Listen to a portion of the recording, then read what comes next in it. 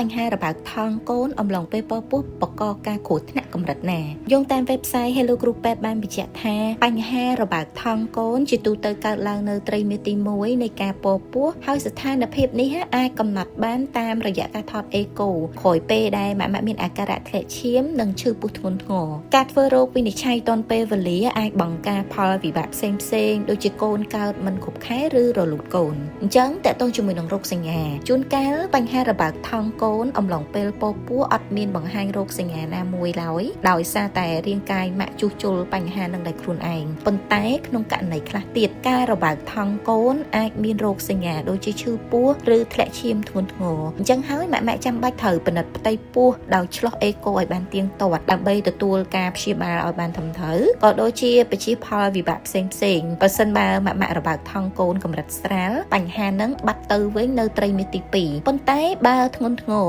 យើងអាចប្រឈមនឹងហានិភ័យនៃការរលូតកូនកើតអត់គ្រប់ខែនិងរបើកសក់តើតើនឹងមូលហេតុបង្កវិញអ្នកជំនាញអត់បានបង្ហាញបញ្ជាក់ច្បាស់លាស់ពីមូលហេតុទេនៃបញ្ហារបើកថងកូនប៉ុន្តែករណីហ្នឹងអាចបណ្ដាលមកពីការធ្វើសកម្មភាពរាងកាយច្រើនជ្រុលឬការប្រែប្រួលអរម៉ូនអំឡុងពេលពពោះជាធម្មតាការរបើកថងកូនអាចនឹងកាត់បន្ថយឬបាត់ទៅវិញទាំងស្រុងនៅពេលដែលម៉ាក់សម្រាកគ្រប់គ្រាន់ជៀសវាងឈរយូរឬធ្វើការងារផ្ទះច្រើនញ៉ាំទឹកប្រហែល2លីត្រក្នុងមួយថ្ងៃតមការរួមភេទនិងធ្វើការព្យាបាលដោយលេបថ្នាំអរម៉ូន